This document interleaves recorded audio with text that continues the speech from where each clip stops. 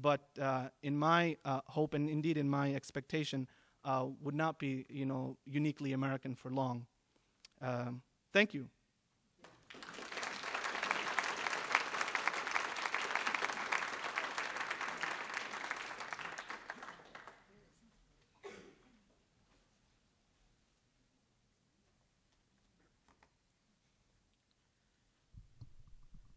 Thank you, Dr. Carroll and Bilal, and I'd like to thank the Ford Forum for putting this together and giving us the opportunity to have a discussion about what I think is one of the most important issues in the 21st century, which is there a modern Islam? The title is Modern Islam, but I think there should be a question mark after that, because that's really the debate that we're in. And I was attracted to come and speak to you because if you look at the premise of the Ford Forum, the Ford Hall Forum, it's about free speech. It's about the ability to engage one another. And I think one of the paradigms that's been confused in this debate or in this discussion has been that somehow because Muslims are a minority, it's like looking at an aquarium. You sort of see them and you admire them and you try to lift them up and be positive, but yet there's no, somehow the discussion is Muslims versus non-Muslims. And I want to shake this up a bit and tell you that that whole paradigm is wrong. That actually, you'll find that even though Bilal and I may share practice of faith, prayer 5 times a day, fasting, wanting to raise our kids in the tradition of the Prophet as far as morals and character, I would tell you that there's some vast differences in the way we view our faith and the way we view the House of Islam, as Dr. Carroll mentioned, in that I certainly, as a Muslim, teach my kids to submit, if you will, to God, and that ultimately, just as our nation is created as a nation under God, part of submission is doing everything you can, and then at the end of the day, there are bad things that happen to good people, and there's something we just can't change God's will. But on the other hand, I will never submit to the House of Islam, and that may be heresy, but I think part of what the West taught us is that we as individuals have a right to pick and choose our scholars, pick and choose our teachers. So while I may sit and recite the passage on Joseph to my children, there may be interpretations of that passage that I might differ significantly with Bilal on. And the issue today is, why are you here? What brought all of you, apparently, most of the audiences I go to are majority non-Muslim. Why are you here? What is the interest in Islam that is different from the pre-9/11 environment? And I think why we're here is because of fear of terrorism, because of national security. If national security wasn't an issue, if 2009 had not been the busiest year in threats upon the homeland and the busiest year of homegrown terror plots, I'm not sure that there'd even be the interest that we have. As wonderfully interfaith interest as there is, and as pluralistic as America is, at the end of the day, as many nations, we have our ethnocentricity about ourselves. But ultimately, we're interested in Islam and a modern Islam because the root cause of terrorism has some connection to theology. And I think the inability of organizations and individuals who are given a platform to come up and acknowledge the fact that while my Islam or Bilal's Islam may not be associated with terrorism, there are many groups, there are many ideologies that we may affiliate with or we don't counter that do not do the work that we need to do as Muslims. And I think that this problem cannot be solved by non-Muslims. I think that it's not us versus them, it's us versus us. And until we have a civil war of ideas, until we have an engagement to figure out, is there a modern Islam? And if there is, how do we get there? I don't think you're going to solve the homegrown terror problem. I think you're going to continue to wake up every day worried that whether there's another Christmas bomber, whether there's another plot as there was in North Carolina a few months ago, whether there's another, God forbid, Fort Hood. And I'll tell you, Fort Hood hit home like 9/11 for me, because I was a physician in the Navy, served for 11 years. I was on a military scholarship.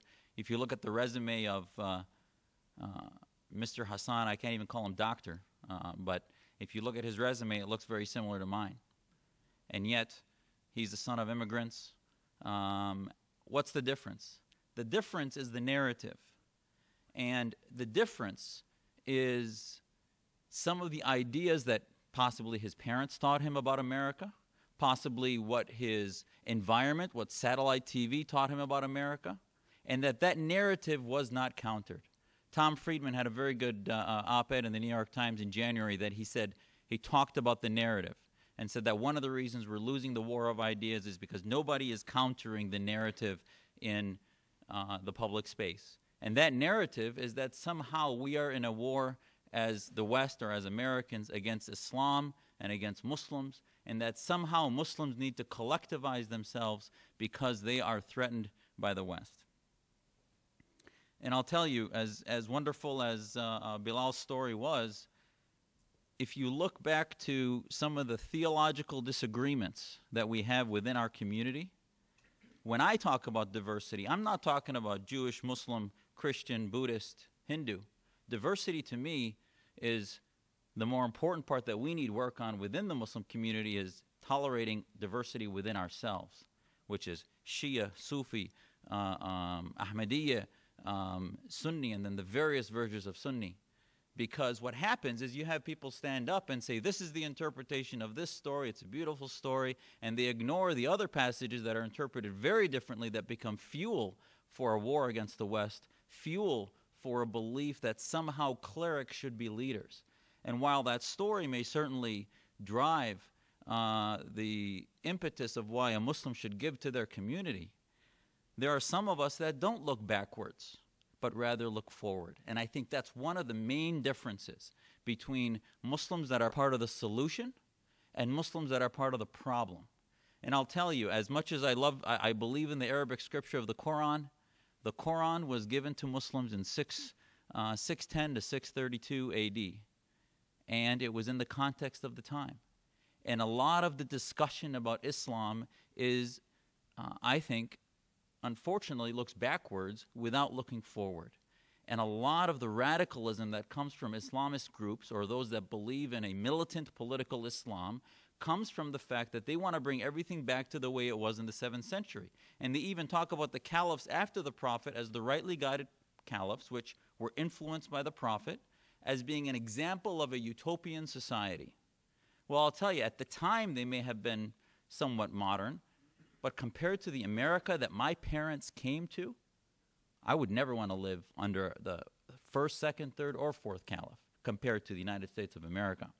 Because our country has an establishment clause, it has a constitution and a Bill of Rights, and these are the ideas that organizations like the Muslim American Society, mosques like ISB, our mosques in Phoenix, do not talk about. Actually, if you say that in the mosque, that I don't want to, and actually I taught Sunday school for many years, and when I started to talk to the kids about these things, all of a sudden a very moderate community started to view me as a heretic, even though as far as the spectrum of Islam goes, I'm actually very conservative and orthodox in my practice. But the issue is the house of Islam believes that innovation, which in Arabic is interpreted as bid'ah, which the Wahhabis actually are the most extreme version of the prevention of innovation, believe that innovation is prohibited and they always look back. The more general type of those Muslims that look backwards are Salafis. Salaf in Arabic means those that want to imitate what it was at the time of the Prophet or the friends and the companions of the Prophet. So I would tell you that the way towards a modern Islam is to learn from history, but not to repeat history. To learn from the example of the Prophet as a moral leader, which is what I teach my children. But there was a glaring major problem with the Prophet at his time compared to America, which was he was not only a messenger of God, but he was also the head of state, and he was the military general of the community. So he wore 3 hats that today we separate in this country. And unfortunately, if you work with organizations that believe that they want to, in Muslim-majority countries, put Sharia back into place, that means that those roles get mixed up. And what they do is they start creating a tendency of groups that collectivize Muslims to talk about engagement in healthcare policy and in income tax law and in many different things that I actually want nothing to do with when I go pray at my mosque. I have actually walked out of fundraisers for mosques where all of a sudden a fundraiser turned into a political speech about the policy, domestic or foreign policy.